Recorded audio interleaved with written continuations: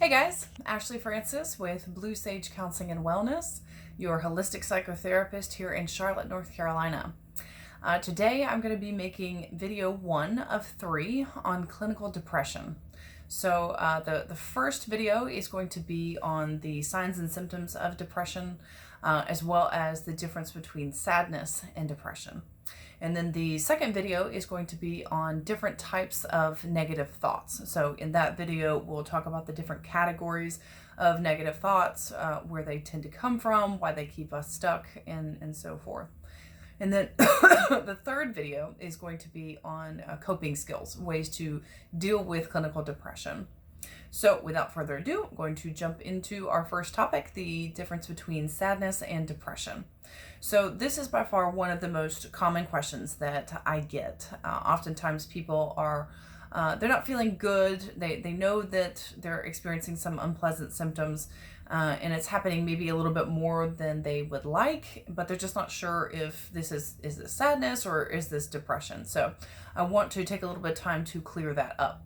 So the difference between sadness and depression is that sadness is in reaction to a specific event. So something like the loss of a loved one, or a hard day at work, or getting into a fight with a friend, that can lead to feelings of unpleasantness, gloominess, just sluggishness, just overall not feeling good, not feeling happy, basically. And sadness is a human, natural, biological emotion. It is something that every single person on this planet has the ability to feel and does feel at some time or another. So the difference with depression is that there must be at least 5 symptoms that I'm getting ready to go over that have persisted every day, all day, for a minimum of at least 2 weeks. And the other deciding factor is that it's not necessarily in reaction to a specific event. You could feel doom and gloom and just not feel good and have those unpleasant feelings and not really be able to put your finger on it. By and large, that is a really good definitive factor that defines clinical depression from sadness. So let's get into the signs and symptoms of depression. Again, you'll have to meet the criteria of at least 5 of these symptoms to be able to qualify for the diagnosis. So the first one is feeling miserable, just as we just talked about. Feeling miserable, just not feeling good about yourself. You might have feelings of unworthiness, not feeling lovable, not feeling good enough. You're just overall miserable and just can't really pull yourself out of it. It's just an overall feeling of down in the dumps all day, every single day. So that's the first symptom. The second symptom is a loss of interest or pleasure in usual activities. So I want to make the distinction that as we go through this list of items, you want to think about what your baseline is. So if you typically enjoy hiking, for example, you want to think about what is your level of enjoyment at baseline on average. How do you usually feel when you think about hiking, when you go hiking, after you've gone hiking, who you go hiking with? All of those things are a factor into your baseline. So if you're feeling clinical depression, then you are way below that baseline. You don't have the motivation, you don't have the desire, you don't want to go do these things, and it's really, really frustrating and upsetting because typically you would. The next thing would be slowed or inefficient thinking with poor concentration. So what happens when the brain is in a state of clinical depression is the neurotransmitters serotonin and dopamine and norepinephrine are not working the way that they typically should be working. So therefore it starts to slow all of these brain processes down, and therefore it makes it harder to concentrate. The way that I like to explain it to clients is it's like a film or a residue is kind of all over your brain, and it makes it harder to function, it's harder to think, it's harder to make decisions. So essentially, clinical depression is like a residue that's all over your brain. Next would be recurring unpleasant thoughts. This is by far one of the most common symptoms, and it is also by far one of the most distressing symptoms. So examples of this would be thinking about blood, guts, and gore when typically that's not you, or it doesn't happen very often, and also it's unwarranted. There's really no good reason for these thoughts or these images to be popping up, and it might even feel as though you don't even have control over it. It just kind of takes over and pops up whenever it wants to.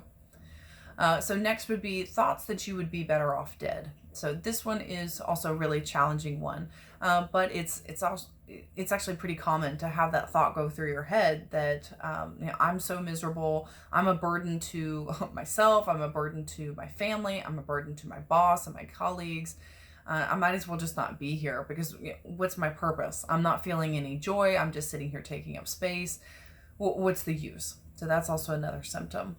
The next would be the loss of appetite or an increase in appetite. Again, this kind of goes back to your baseline. You know how much you eat in a typical day, the types of foods that you eat. So if you're eating less or if you're eating more than your baseline, then this would also be another symptom. Next would be the loss of interest in sex.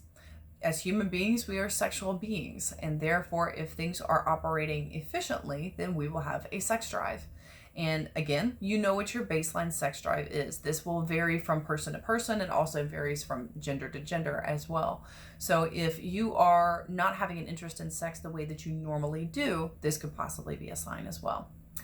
Next would be loss of energy. So there again, you know what your baseline energy is. If it is below your baseline level of energy, then we could possibly be looking at depression.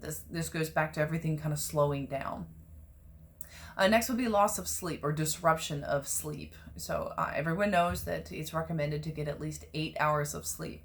Well, you could still be getting 8 hours of sleep, but it may not be very restful. It could be unsatisfying sleep. Maybe you're waking up every few hours or you wake up the same time every night.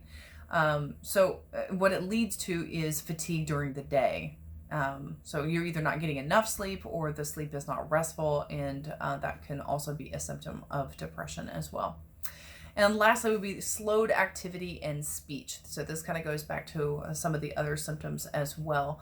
But this is a definitive slowing down of you being able to articulate, of maybe you're missing words or connector words or phrases. It's harder to recall memories. So more specifically to the point of slowed activity in speech, is it's just more difficult for your brain to function.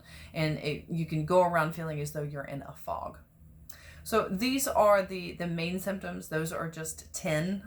There are others as well, but those are the main ones that we're looking at when it comes to diagnosing clinical depression.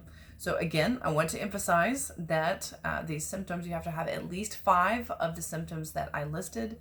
They have to persist all day, every single day, for a minimum of 2 weeks.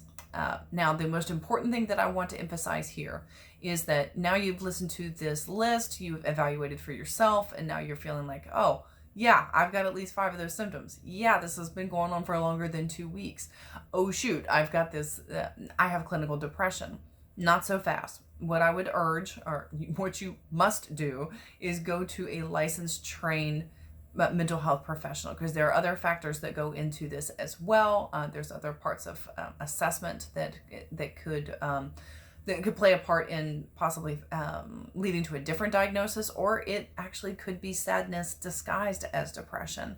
So do not ever diagnose yourself. Please go to a licensed mental health professional that is going to be able to look at the full picture and be able to provide some clarity for you. So I hope this has been helpful. As I stated, this is video 1 of 3 on depression. The next video we will be talking about are the different types of negative thoughts. See you soon.